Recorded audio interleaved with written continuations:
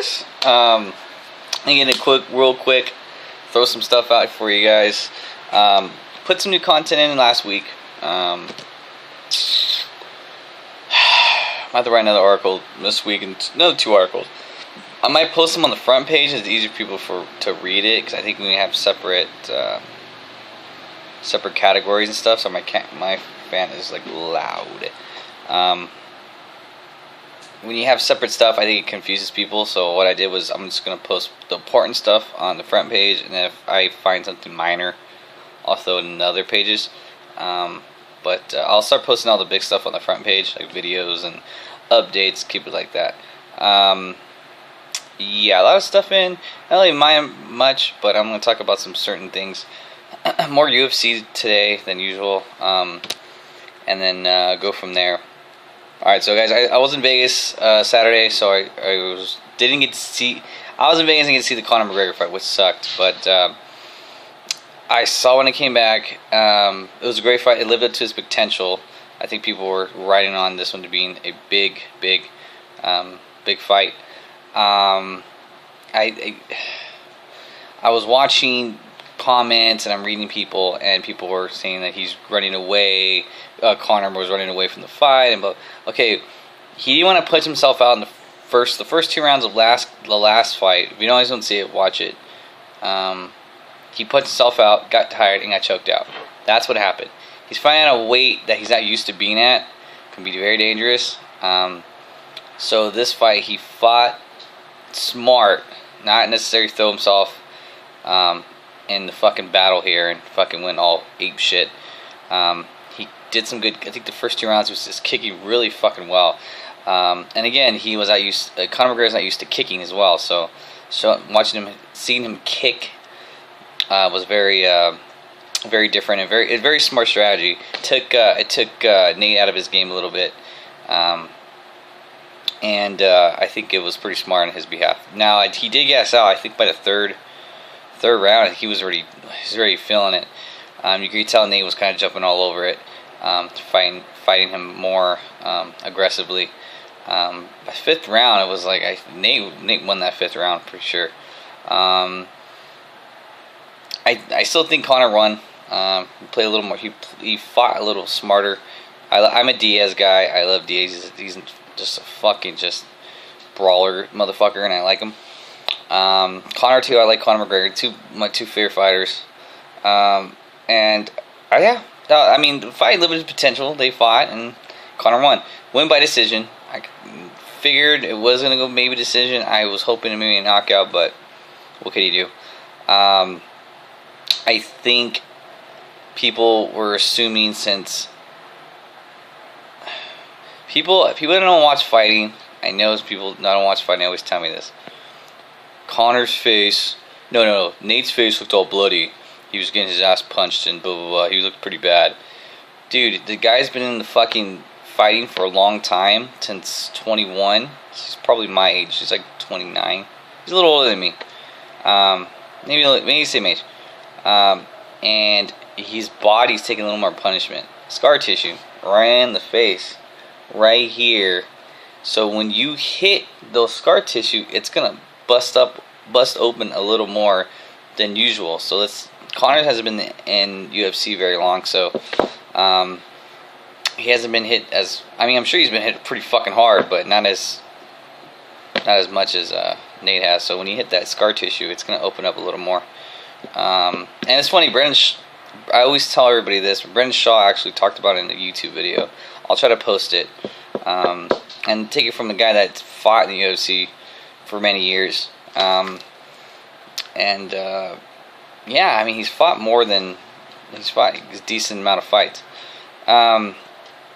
Now, didn't really watch anything else in the UFC. I was too busy doing other stuff. But seemed like that was the main event. That was the big fight that everybody watched. And it was a good fight. I lived up to its potential. I would have paid for it.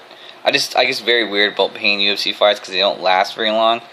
Like the Ronda Rousey fight I would have bought, but she was knocking people out, and choking people out within like 1 minute, so it wasn't really worth me. I was like, I didn't want to buy it and risk that. what was I think I was gonna get into Conor McGregor and Mayweather. Conor and Mayweather, there's what were they saying, that if he goes down a weight, Conor McGregor might vacate the belt. There really isn't.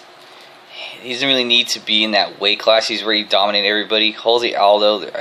Does anybody really want to see that again? I don't know. Jose Aldo is, 37? I just think that training for 6 to 8 months for a guy that you know you're going to beat. I mean, no offense to Jose Aldo, but he's a great fighter. I think he was fantastic. But I think once he got knocked out, that was it. So I don't know. Conor McGregor thinks differently than anybody. He seems like he just says, fuck it, I'm doing that. I'm doing different things than most fighters. He's trying to make the most coin out of everybody. He seems like he is right now.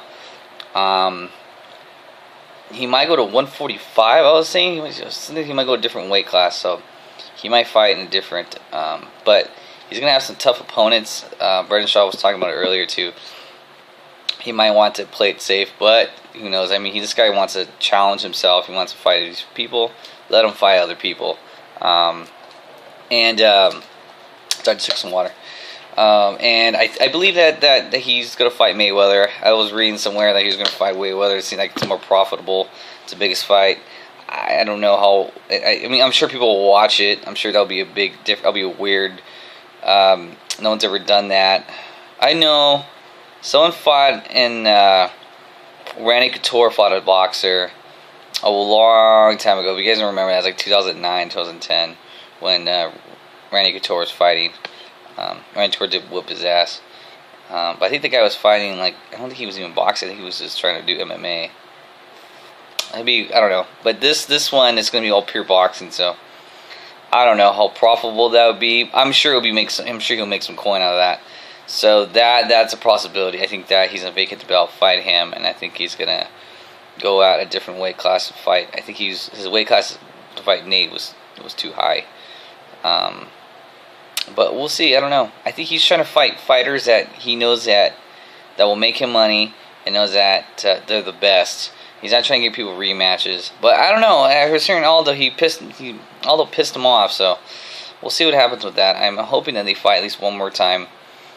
And go from there. I mean, the dude went in and just knocked him out, so I don't know how easy you can do with that, but he knocked the fucker out quick. And then it's CM Punk. I'll post a video. It's really cool. CM Punk is evolution to becoming a fighter. I don't think he's going to win, but we'll see. The guy he's fighting is fucking crazy. This guy called him out. I'm like, oh, you're not taking that fight. Well, he took the fight, so I think he's fighting UFC 202, which is coming up. We'll see what happens. I think it's coming in the next month or two. I think it's coming up. It's one of the next pay-per-views, I think. But we'll see what happens. I don't know how that's going to turn out for him. It's kind of cool to see him trying to involve in this fighter and trying to take on these big platform to fight. He's only a brown belt, I think. If I remember correctly, he's not really a black belt yet, but he's taking some punishment, man. That guy's fucking doing some work. So, I really hope he wins, but we'll see. The guy that challenged him is trying to make a name for himself, so we'll see what happens with that. I'll post a video. It's called Evolution of CM Punk. I'll post 1 or 2 episodes to show you guys, to get you guys involved. I don't know what channel it's on. I think it's on Fox, but YouTube, this guy's been posting it. Shout out to that guy. I don't know his name yet. I'll put the link on my bottom of my video. Thank you for posting that. I think it's called CM Punk Evolution. The channel's called. I'm not sure.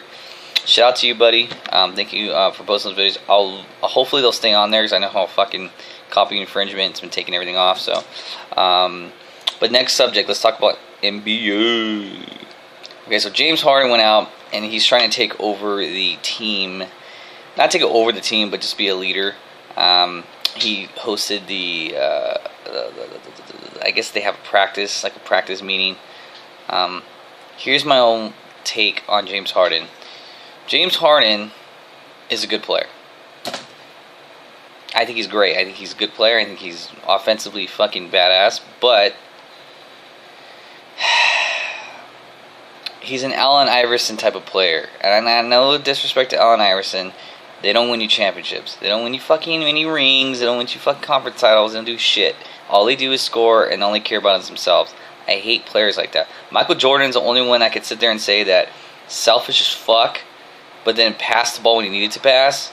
They don't. James Harden doesn't do that. He doesn't pass the ball, drives the fucking lane, and makes these stupid, ridiculous shots, and sometimes they go in. But he has a coach named D'Antoni, and mind you, his record. Okay, so his record is horrible. The last big record he had was in Phoenix.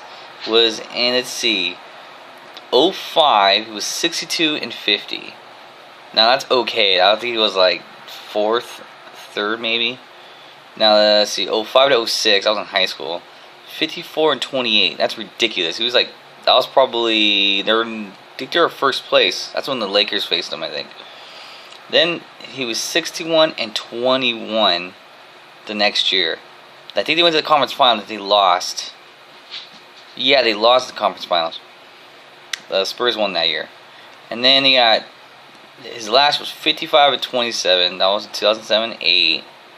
And they got knocked out, I believe, the second round. No, second round, I believe. The Lakers, I think, were getting better at that point. Then the 08-09, oh my gosh, 32-50. What the fuck? That's horrible. I think Steve Nash was hurt. So at this point, he's decent. Like, there's some decent numbers here. He goes at 29-53 and 09-010, which is like, what the fuck? Are you serious? So that's when I think Steve Nash was dealing with injuries. And he got 42-40. So he was in.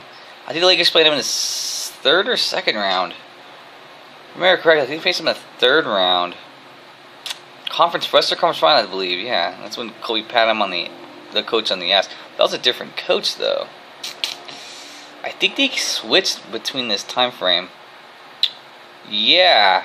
Okay, so 09-10. Never mind.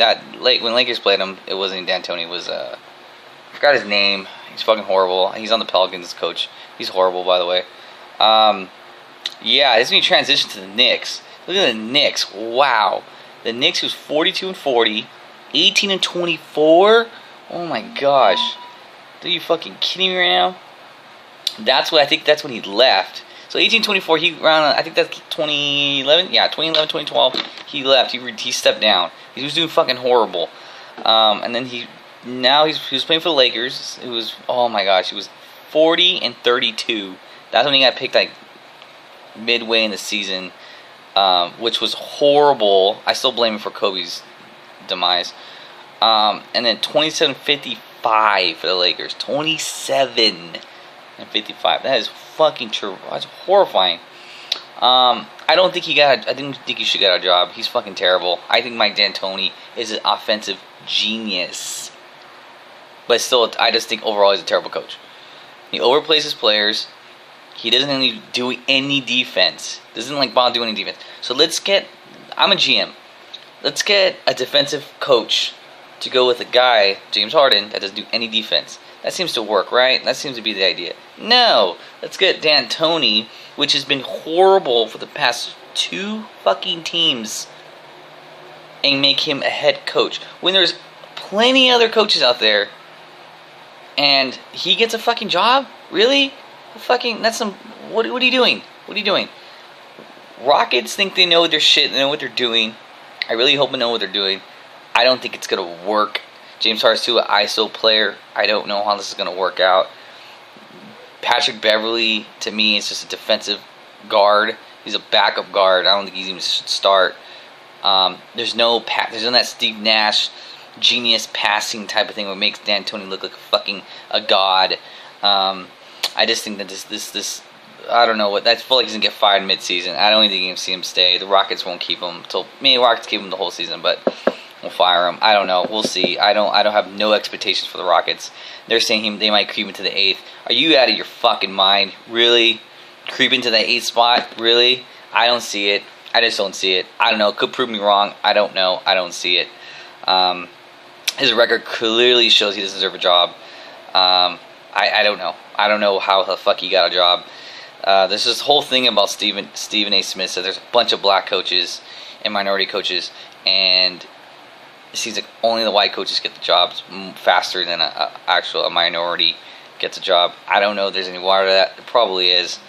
Yeah, it's a weird subject. He got in trouble for saying some shit like that, but it's on YouTube. You can show it. You can look at it. I just don't think Mike D'Antoni's the right coach for that fucking core. They really don't have anybody. They already lost most of their guys, and Dwight Howard left too, so that was in and out. But Dwight Howard, I mean, say all you want. I mean, I don't like Dwight Howard either, but at least you have some defense. You should make it the 8th, 7th spot. Now you're not going to make it to any spot. You're done. You're overdone. You're out. We'll see what happens with the Rockets here. I just don't. There's nothing to D'Antoni that I like. D'Antoni's completely trash to me. I think he's a good offensive coach, but other than that, and it's funny is you see all these other coaches have implemented his system and used all the wrongs he would fucking do and just made it into all the rights. Like, just got his shit and like, oh, let's not do that and let's make it ours. And they fucking boom. I mean, he started that whole run and gun, kind of like Steve Kerr kind of took over that whole system, but they made it their own, and they did a good job. They kind of just, okay, let's not do what he's doing because it's not working, but let's just take its and bits of what he's doing. It was very smart. It was Kobe Day yesterday. I'm a Lakers fan, guys. I know I'm wearing an Angels hat today, but I'm a Lakers fan. And I thought of 5 good moments that Kobe Bean did for us. I'll go from 5 to 1. Number 5. I would have to say him dunking on Dwight Howard was number 5 for me. That was quite nice. A nice little moment he'd had there. Who would have thought that he would be teammates with this guy? That was a nice welcome in the NBA. Dunking his nuts on Dwight Howard. Number 4, would have to say them getting his first championship without Shaq. That was quite cool. He beat Dwight Howard again. Dwight Howard in the conversation again. In the Magic, they destroyed. I think destroyed. It was like 4-1. It wasn't really any contest. Yeah. Number 3. If you guys know, it's there was Matt Barnes. I like Matt Barnes. I love Matt Barnes. And Matt Barnes threw like kind of like to check Kobe, like kind of like just have him like flinch. Did not flinch once. Kobe just like stood there like, are you fucking kidding me? That was a great moment. I like that. Number 2, would have to say them 3-peating. I was gonna say the lob to Shaq. That's probably my top 2s. I'll do 2 2s. The lob to Shaq was my number 2. That was fucking amazing.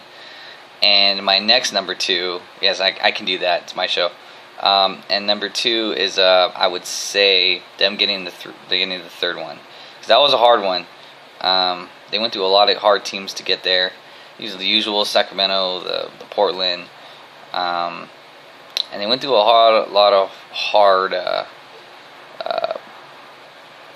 obstacles to get that championship. And Kobe fucking played phenomenal through all those series. And this is a time where I think I'll say that's coming up. But this is a time where now Shaq and Kobe are getting tired of each other. And they still pulled it off. It was quite nice. And my number 1. Now this was a hard one because I had the 60-point game in there. But then I thought, well, there's other ones I liked. And for some reason this stuck out for me. If you guys haven't noticed, Kobe has the darkest stare at everybody, and he just looks at you like he has this fucking serious look, or he has the look like I'm gonna fucking beat your ass look. And this look, I didn't know this look happened. It was like 2012. My buddy calls me like, dude, did you see Kobe's look? I was like, nah, I didn't see anything. So I go on back on ESPN and I replay it. And Mike Brown did the stupidest fucking, because I hate Mike Brown. I didn't like Mike Brown. I thought Mike Brown was completely garbage. And he did something on the play, and it was like the worst play. And Kobe looked at him like, "Are you out of your fucking mind? Like, are you fucking serious?" And he was like the meanest fucking look I've ever seen. And the only reason that's number one, because me and my family we're known to give these looks when we're mad, and we know to get these looks like, "Are you fucking serious?" Like this look. My girlfriend, I mean, we fight or whatever. She knows. She just gives me this look too, like the same look, and I'm like, "Ah, shit, I'm in trouble." But I give her the same look too, and I think it's so funny. So I thought that was number one for me. I was like, "Oh, that look was just fucking priceless." And I didn't like Mike Brown at the time. Mike Brown was fucking hot trash. Yeah, so that's my top 5 Kobe moments, guys. What is else to talk about?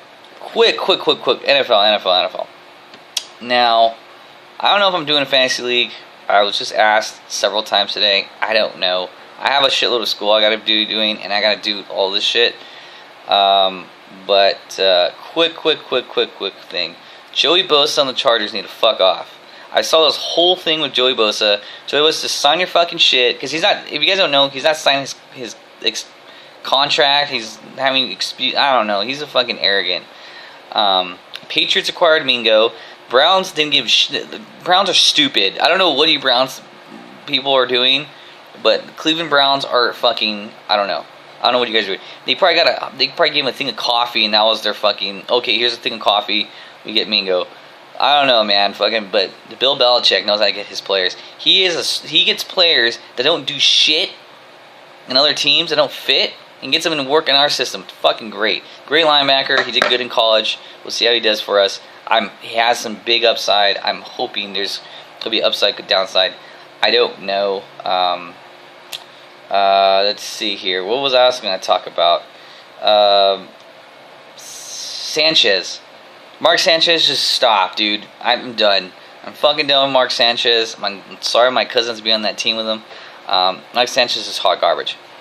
He fucking interception. His interception rate is like fucking through the roof. I'm done with Mark Sanchez. I've been done with Mark Sanchez on the Jets when he started fucking talking all this shit about the Patriots. I'm done. I've been done with Mark Sanchez since I've been done with Mark Sanchez, like fucking years. So get the fuck, just stop, dude. You're a backup quarterback. I don't think he should even get the job to even play. I think that when they're gonna bring somebody in, this is some guy temporary, and then they're gonna bring another quarterback after him. I think it's the one they just drafted to develop him a little more. We'll see what happens. I don't know. We'll see what happens with the NFL. The NFL is very shaky. Browns are just throwing players up and right, and we're just taking them. It's ridiculous. We let go one of our guys. Traded him to the Redskins for like a pick, because the dude got hurt. He's always injured. Everybody's like, "Oh my god, he's always injured. Like every fucking year, he's always injured." So I don't think we want to do that this year again. Tom Brady's still serving his things. 4 games. Don't worry about it, guys. We'll do fine. I've had some high hopes for the Rams. I was watching the Rams thing. It's very, very high hopes for you guys. See the Rams can pull it off. Hopefully the Rams can pull it off. I'm gonna whoop some ass. And yeah. Quick thing. The Lakers did acquire, I forgot his name, Yin something. He's been in the league for like 7 fucking years, and then he went to China. I don't know. I know Luke wanted him because he can play the center position, small ball position, so we'll see how that turns out. We have a lot of upside. I don't know how that's going to turn out. I was hoping to get Kenneth Faried, but we haven't got him yet. I don't think that's going to happen. You're going to wait till I see how Randall turns out. I don't like Randall very much, but we'll see if he can prove me wrong. But we'll see. Yeah, I don't know that Laker talk. I've been talking to this Lakers stuff all the time, so. Alright, guys. Well, I'm out of here. I'll probably do another video this weekend. I'm going to try to get you guys, see what's going on with this. And I'll put some more articles today. I'm trying to get more done this week, because next week's going to be school. I'll try to get that stuff done as well next week, but we'll see. As school starts, it's going to be fucking hard, but I'll do it for you guys. And yeah, see you guys later. Check out, I'll be posting new videos today. I'll probably post some new stuff here you guys haven't watched. I know you guys probably been watching the new videos, but we'll see. I can get some new stuff in and watch it, guys. So alright, so I'm out of here, guys. Peace. Later. I'm out.